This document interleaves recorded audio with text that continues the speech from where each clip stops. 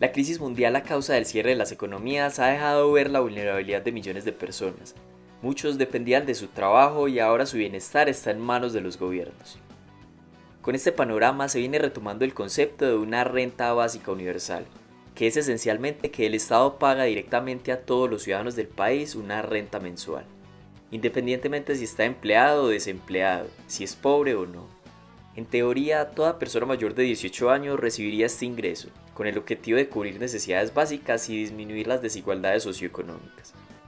Estos propósitos son válidos y necesarios, pero ¿por qué, por ejemplo, un país como Suiza se opuso en un referendo popular a esta política de la renta básica universal? Uno de los países que ha implementado limitadamente esta ley es Finlandia.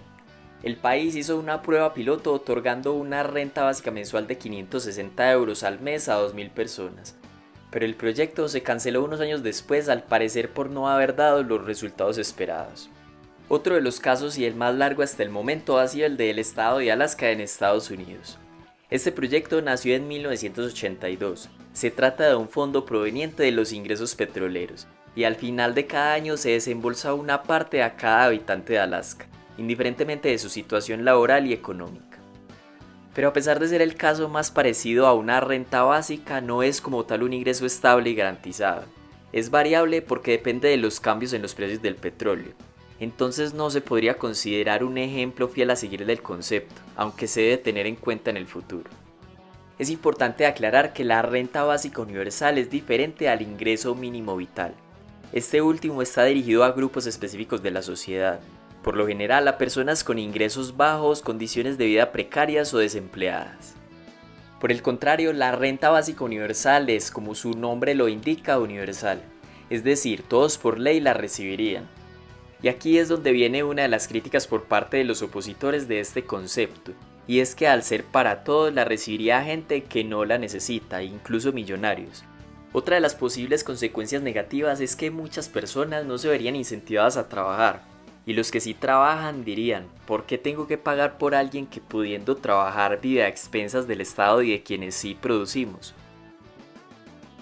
Otro de los efectos a tener en cuenta es que las empresas podrían verse incentivadas a pagar salarios más bajos, porque saben que sus trabajadores ya obtienen un ingreso básico por parte del Estado. De otro lado están quienes argumentan sobre los numerosos efectos positivos de la renta básica universal en la sociedad. Uno de ellos es lograr una mejor redistribución de la riqueza creada por todos en un país y lograr que todos puedan garantizar el cubrimiento de las necesidades básicas. En segundo lugar, una renta básica universal le daría libertad a cada persona para decidir en qué se gasta ese dinero según sus necesidades. Podría llevar a la gente a ser más libre de elegir un trabajo que le guste, a rechazar un trabajo mal pago o a no estar atado a un trabajo que no disfruta. En ese caso, muchos serían más productivos, se dedicarían a trabajar en algo que les apasione, incluso una parte crearía sus propios negocios sin temor al fracaso.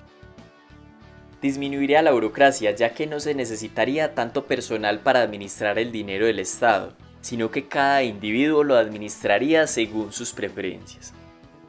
También ayudaría a solucionar el decrecimiento poblacional en algunos países, pues muchas parejas tendrían la confianza de tener hijos gracias al respaldo de tener una renta mensual garantizada.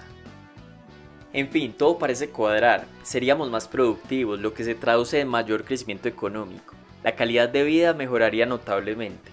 Sin embargo, ¿por qué parece no ser viable a primera vista y por qué en Suiza ya lo rechazaron los mismos ciudadanos?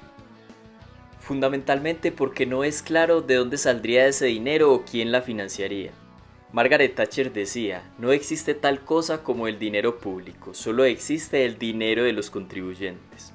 En otras palabras, implementar una ley como estas en los gobiernos actuales se tendría que subir los impuestos, prestar el dinero, imprimir el dinero o eliminar muchos programas sociales actuales que ya benefician a los más desfavorecidos del país. Todas estas opciones tienen efectos negativos en la economía a largo plazo, por eso, siendo un poco realistas, es una política generosa pero muy costosa de financiar y de mantener en el tiempo. Sin embargo, a pesar de ser un proyecto difícil de llevar a la práctica, el concepto cobra importancia en momentos cuando la incertidumbre se apodera del mundo como en el 2020. Además, una especie de renta básica fue la manera más directa que muchos gobiernos utilizaron cuando las personas perdieron sus empleos o no pudieron salir de sus casas debido a los aislamientos obligatorios. ¿Ustedes qué piensan? ¿Hay otras formas de hacer más viable la implementación de la renta básica universal? ¿Esta renta eliminaría las desigualdades o en el modelo actual siempre existirán?